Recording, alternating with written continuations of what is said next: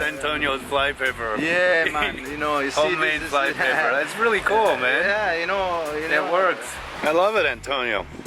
Some bad flies. That's a brilliant idea. What kind of glue did you put on there, man? This special glue, mouse glue. It's not very fair because, but you catch dirty flies. I don't want to get any disease around you. And little rats also, they bite your bread, and then you give to your child, and you're fucked. Something happened to Antonio's cave wall here. It fell down. We don't quite know what happened. Yeah, those stones, they can bite. Well, but you see, this wall gonna be very fast up again. Look at it, look at it. Yeah, the swallow, they're so cool.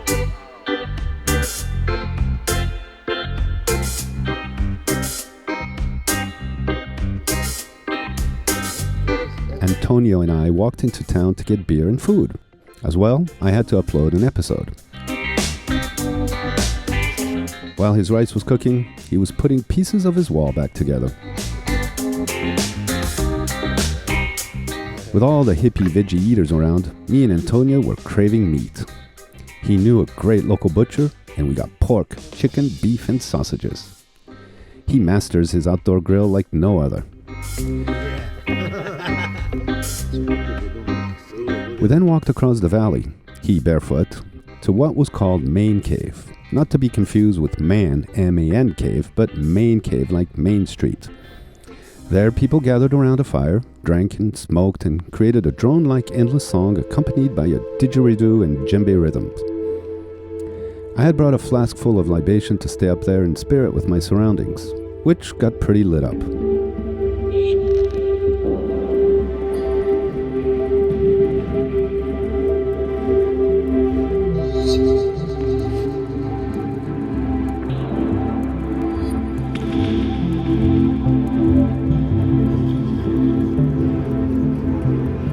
I was trying to understand the groove, but at the same time I couldn't really get it. It's great how they make their own shows and music with no booming sound system, but to me it lacks some of the Latin rhythms and dancing of the islands. That being said, I was not in a Latino dance hall or in the streets of Carnival.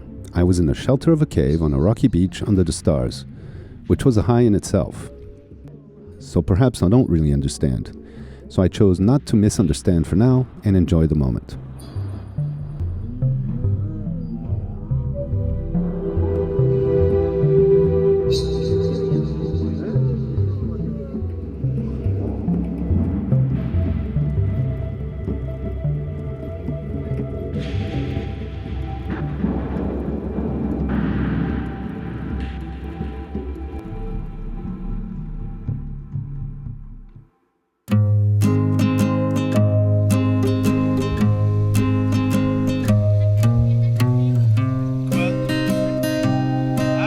Antonio introduced me to the one sailor of the community, Nellie.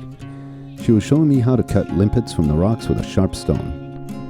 Then got into the water to show me where we could find the critters. The woman has no fear, it seems.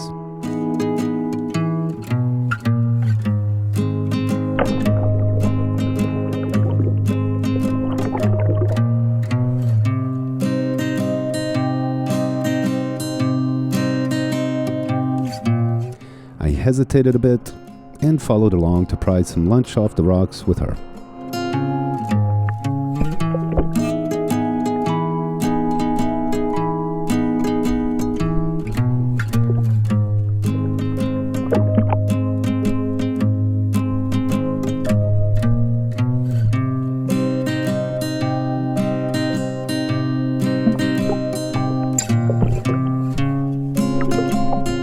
Nellie sailed to La Gomera in her small 30-foot sailboat down from Brittany in northern France.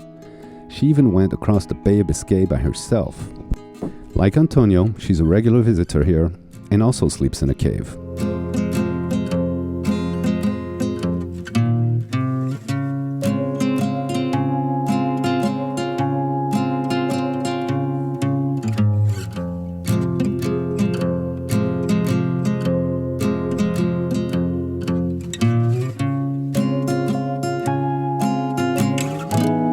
still trying to grasp the meaning of all this, if there is any meaning at all.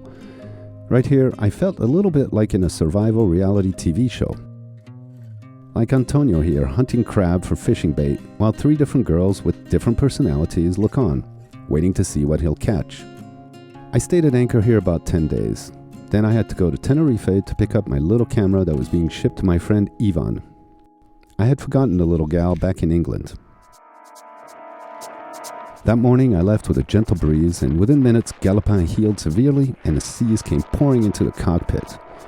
So I quickly took 2 reefs and ended up in a stuffed but worse.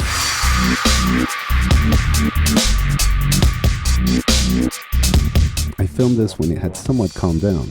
An hour earlier, I was in no position to risk filming. One wave broke just before hitting Galopin and slammed into the side of the boat, spilling its ferocity over the entire deck. I was soaked. I put on my life jacket. This was one of the best slaps across the face I had received from the acceleration zones. At moments like this, you're terrified. But actually you're not. You can't be, because you have to manage. And you can't do that if you're scared shitless.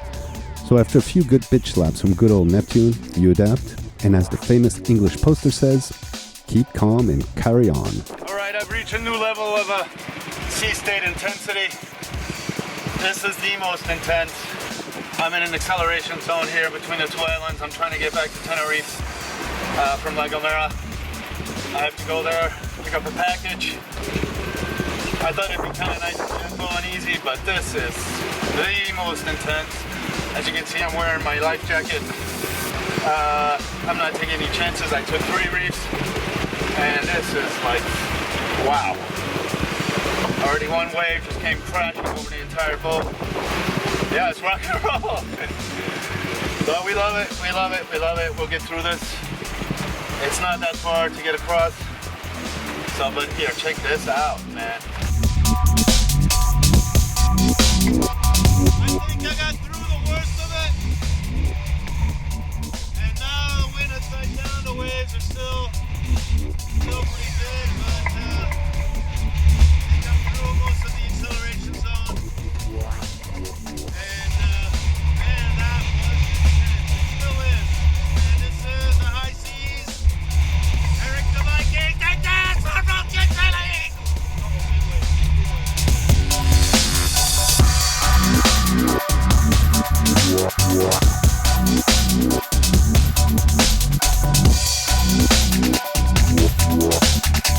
About midway between the islands, the wind drops to nothing in the shelter of Tenerife. You go from 40 knots and 3-meter waves and gradually drop down to basically nothing. So just like that, the acceleration zone is no longer an acceleration zone. And I've turned on the motor and I'm motor sailing. So this is another of the phenomena of sailing in the Canaries. I mean, about an hour ago, I was getting my head ripped off and it was really insane. And I was really happy to experience that with Galopin. I mean, I think it's really important to test yourself out in extreme conditions. I mean, this wasn't that extreme, but it is, you know, pretty intense, and see how you fare and how the boat fares, and we did okay.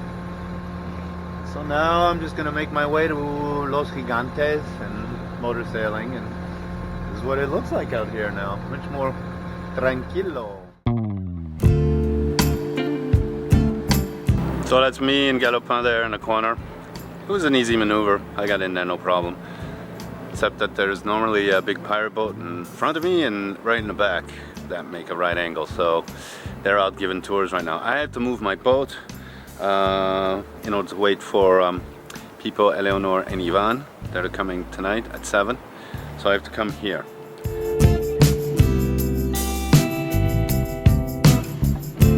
You're back! Back on Galopin, back with me. That's why I came to Los Gigantes. Come and fetch you, my darling.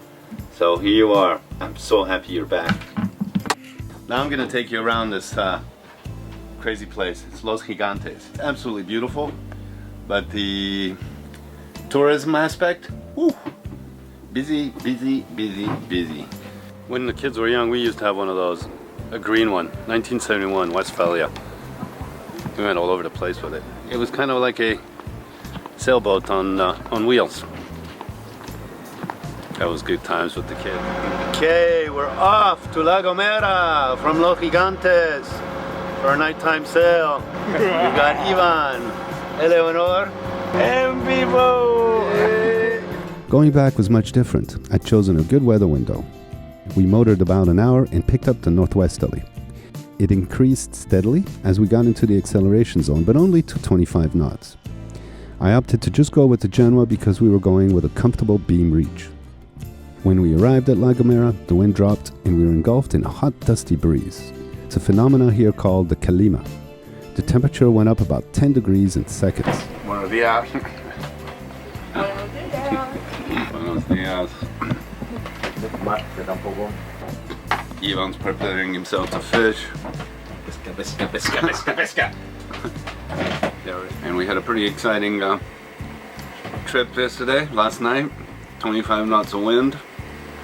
Boat was going at 7 knots, and I think we broke the autopilot, making a strange noise. We're going to check it.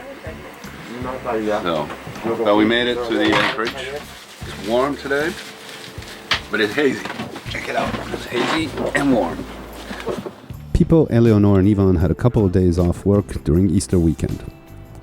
They wanted to get away from the hustle and bustle of South Tenerife, where they're working to raise cash for a new motor or even a new boat.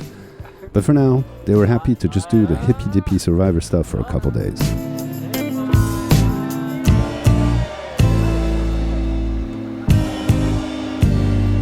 We wanted to go for a swim, but it seems the Calima had also brought the jellies. They're quite beautiful, actually.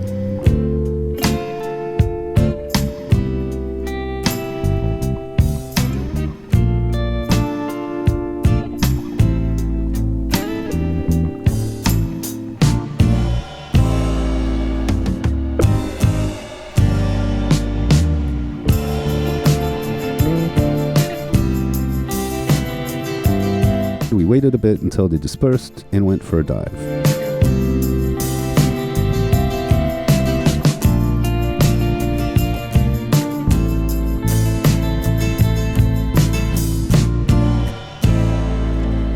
Ivan scavenged for limpets. He hadn't had luck fishing. So meanwhile, we just looked around.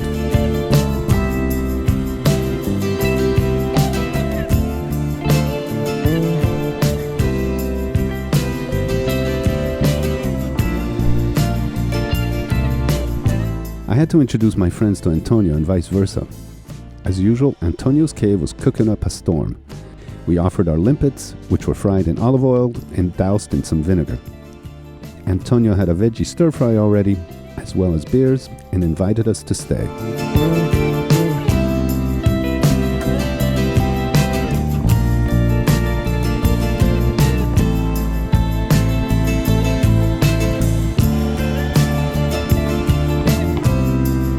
I think Pipo and Eleanor wanted to get back to nature this weekend.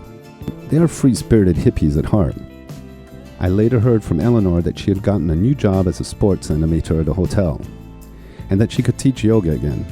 I think it suits her better than selling real estate. They were gone the next morning very early. And later, Antonio would take me to the most remote hippie rave party I've ever been to.